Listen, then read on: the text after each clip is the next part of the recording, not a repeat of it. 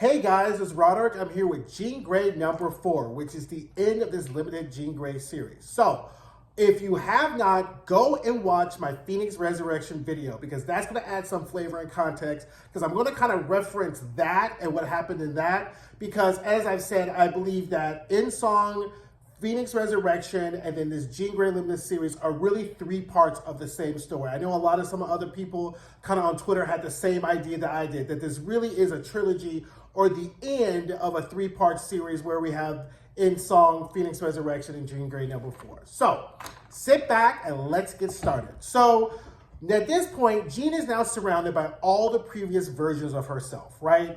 And she's just like, what's going on? So now at this point, she knows she's in the white hot room. So Jean tries to escape. And then all the different versions of her, like, girl, where are you going, right? Like, we still got business to talk to. We still got things to do, right? And then she's like, everything in here that's happening in here is fragments and imaginations of your mind, right? And then the Phoenix Force shows up and says, well, some of this stuff is real, some of it isn't, but I'm here too, right? So the version of herself says, it's like, look, girl, you're the one who decided to go fool all around, create all these Earth alternate versions of reality just to be hard on yourself, right? She's like, you brought the Phoenix Force into all of these different issues, right? You never went back and decided not to have the Phoenix Force. You just started to foist it off on other people, right? And then Jean's like, look, I'm just trying to figure out what I could have done, right, to stop everything that happened at the Hellfire Gala. I'm just figure out the X-Men are dead. I feel like it's my fault. I'm trying to figure out where I went wrong, right? And then the Phoenix Force is like, look, you went wrong by not trusting me in the beginning. You just should have trusted me all along that we were going to be okay. But no, you had to go and figure out for yourself and your arrogance that somehow all the weight of everything that happened with the X-Men is all your fault, right? So what we see is happening here in comparison to the Phoenix Resurrection, whereas the Phoenix in this time, right, isn't going to take Jean's memories away. It's going to allow Jean to keep her memories. And whereas previously, it wanted Jean to merge with it out of this primal urgency, kind of like desperation.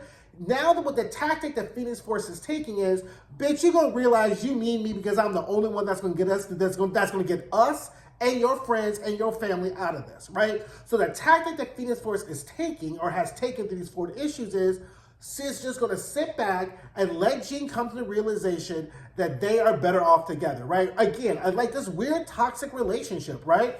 So it's like, look, you're the one, you just should have trusted me, but you're mad at yourself and all these past decisions, and you done spent 4 issues going down this like past trauma because you just want to punish yourself, right?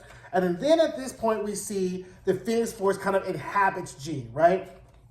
And Jean is like, and the other versions of herself, like, why do we have to go all through this, right? So Jean's like, well, maybe I was wrong. And it was like, look, you need to trust your gut. And let's talk about this. Like, the version of herself is like, look, chick, the Phoenix Force came to you, you rejected it, you got your old life back, you got your whole ass man back. How is it that everything was totally bad with this whole Phoenix Force inhabiting you thing? Things were going okay.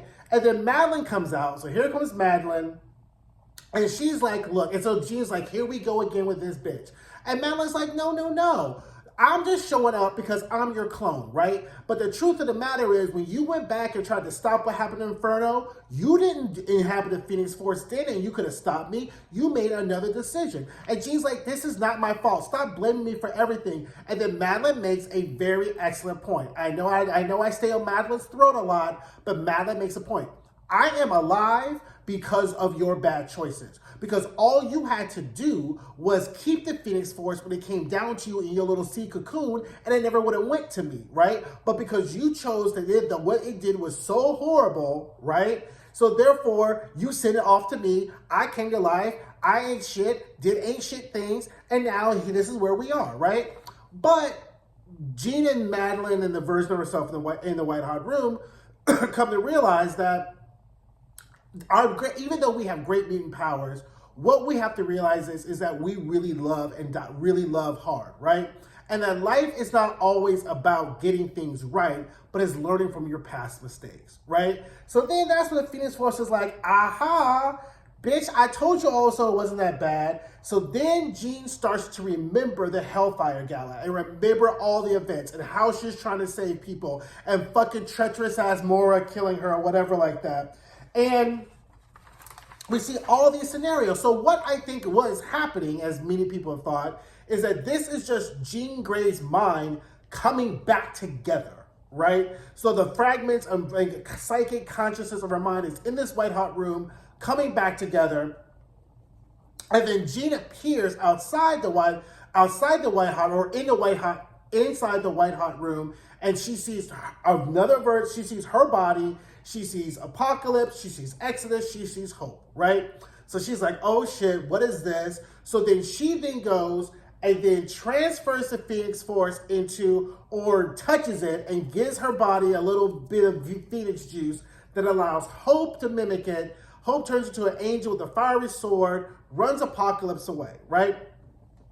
And that's kind of where we are at that point. So Jean is like, okay, good. I trust myself. Phoenix Force is like, bitch, you just stay arrogant or whatever like that. So that in the end, Jean decides that come life or death, she is going to go through this journey with the Phoenix Force. So that's issue 4, the end question mark. So then we continue a part of the story into Immortal X-Men, which I'll get to in that review.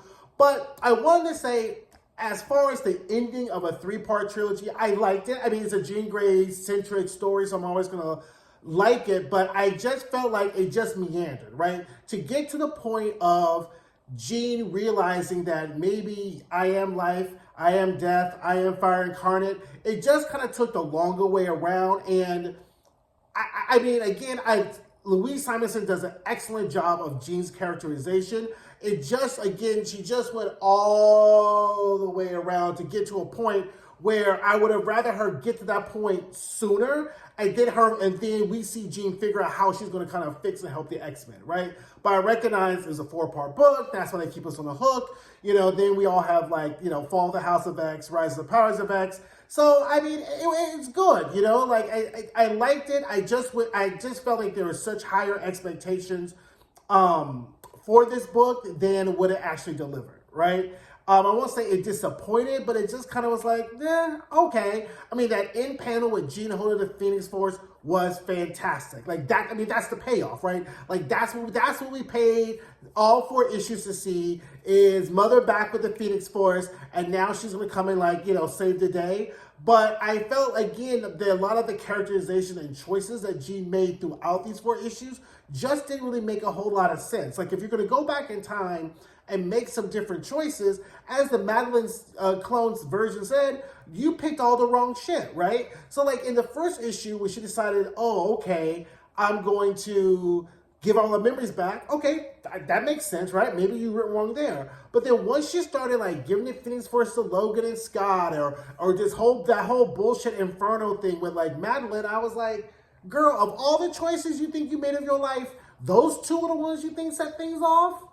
It just didn't make sense to me, right? I felt like those were just kind of low-hanging fruit of, for them to kind of give us a Logan story, give us a Scott story, give us a Madeline story. But I felt like those middle issues, that 2 and 3 issue, were kind of the weakest ones. Like, first and 1 and 4 were great. 2 and 3 I felt were really weak, and I feel like that's where the stronger story should have been, right? But all in all, I give it a 3 out of 5. Again, solid. We'll discuss everything. We'll discuss the Immortal X-Men and what happens in that and my Immortal X-Men review. But that's Jean Grey number 4. Let me know what you guys think. Drop down in the comments. Let me know how would you like it. I always say sometimes, I read this book probably 3 or 4 times now. Because, it's sometimes the first reading will hit you differently. But let me know what you guys think. Don't forget to like. Don't forget to comment. Don't forget to subscribe. And I'll see you guys soon. Bye.